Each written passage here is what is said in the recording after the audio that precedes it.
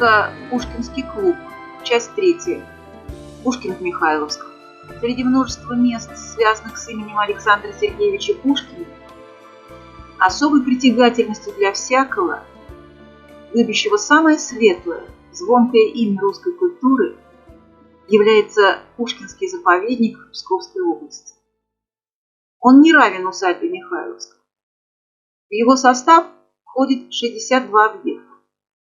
Усадьба Ганнибалов-Петровская, усадьба пушкинских соседей и друзей Тригорская, Святогорский Успенский монастырь с могилой Пушкина, купеческие дворы в селе Велье, старинные постройки в деревне Бугрово, несколько городищ, из которых самые известные Савкина Горка и Воронич, а также руины других усадеб, остатки парков, некрополи и памятники на территории почти 100 квадратных километров.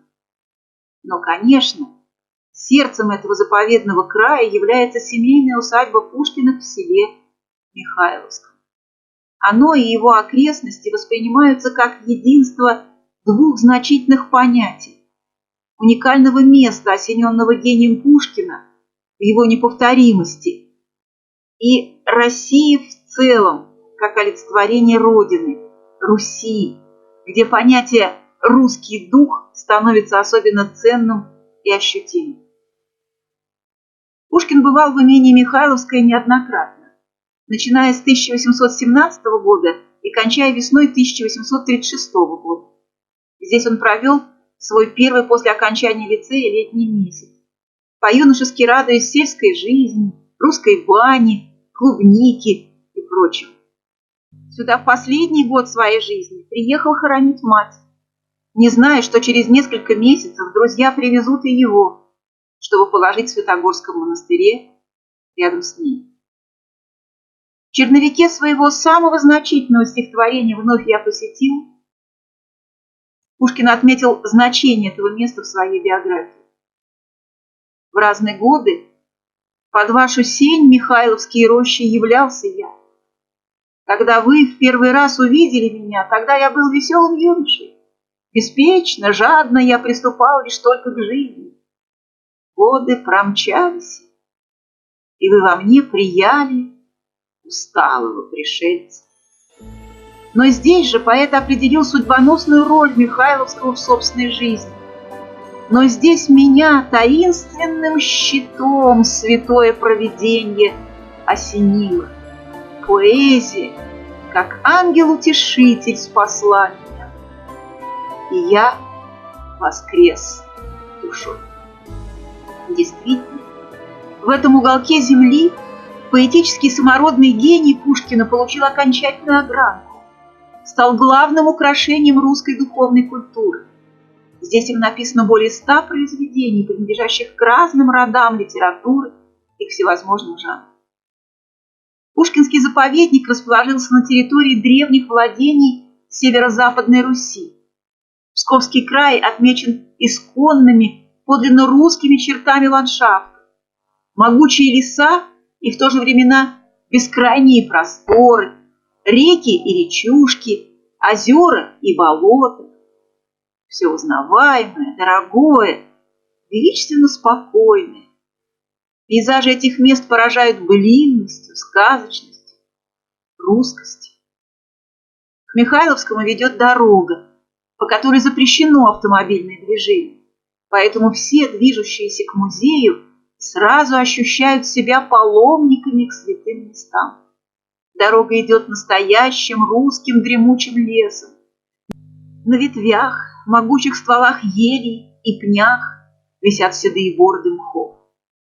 Кругом стоит совершенная тишина, и за открывающейся неожиданно большой праздничной поляны, на которой собираются в пушкинские дни в июне толпы поклонников поэта, сразу видна усадьба. Там тоже тихо, но это уже благоговейная тишина.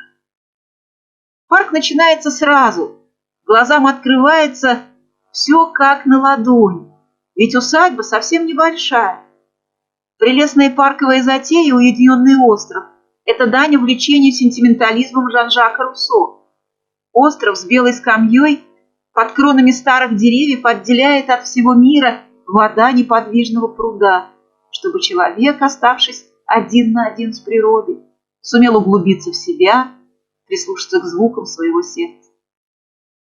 Благодаря плотинке вода из пруда свергается вниз и по каналу бежит к виднеющемуся вдали озеру Кучани, в который впадает речка Сорти. Вдали виднеется знаменитый горбатый мостик, ставший символом Михайловского.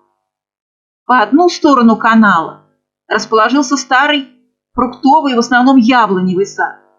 Многие деревья так давно живут, что уже и не стоят, а лежат на земле. Но все равно здесь все так благодатно, что их ветви полны душистых яблок. Перед садом вдруг открывается памятник совсем юному Пушкину, верно такому, как тогда, в 1817 году, когда после лицея впервые он приехал в эти места. Мимо льнохранилища, старого амбара с толстыми каменными стенами, можно пройти на садовую дорожку, которая ведет к центральной части усадьбы. Она спроектирована в соответствии с установившейся традицией оформления усадебного ядра. Господский дом имеет два фасада. Передний, торжественный, и задний, дворовый. Пушкинская усадьба встречает гостей с непарадной жилой стороны. Крыльцо жилого фасада дома выходит на широкий двор, украшенный дерновым круглым партером, в центре которого в конце XIX века сыном поэта Григорием Александровичем были посажены вяз и липы. Дерновый круг обрамляет подъездная аллея, по которой подкатывали к крыльцу дома Пушкина коляски его друзей Ивана Ивановича Пущина, Антона Антоновича Деллига, Александра Михайловича Горчакова, навещавших здесь поэта во время Михайловской ссылки 1824-1826 годов. Хозяйственная часть усадьбы представлена постройками флигелей справа и слева от дома. В одном жила любимая няня поэта Арина Родионовна, а с другой стороны была кухня людская, где готовили кушанье для барского стола, дом управляющего имения, вотчинная контора. Дорожка, продолжавшая дерновый круг, переходит в еловую аллею парка, а немного левее, в заповедной стороне парка, находится знаменитая аллея Керн, названная так в память о посещении дома Пушкина его гостей Анны Петровны Керн. Вокруг дома вьется небольшая дорожка, усаженная кустами жасмина. По ней можно выйти к самой впечатляющей части Пушкинской усадьбы, к парадному фасаду дома, украшенному колонным портиком и треугольным фронтоном, от которого спускаются к долине Сороти несколько маршей лестниц. Оттуда, с крутого холма, открывается захватывающий вид на бесконечную вьющуюся ленту Сороти, вливающуюся в озеро Кучань. Левее видна Савкина горка. На берегу реки в лугах стоит деревянная мельница, завершая этот трогательный поэтический пейзаж, такой знакомый по пушкинским строкам. Везде передо мной подвижные картины. Здесь вижу двух озер лазурной равнины, где парус рыбаря белеет иногда. За ними ряд холмов, нивы полосаты, вдали рассыпанные хаты, на влажных берегах бродящие стада, авины дымные и мельницы крилатые.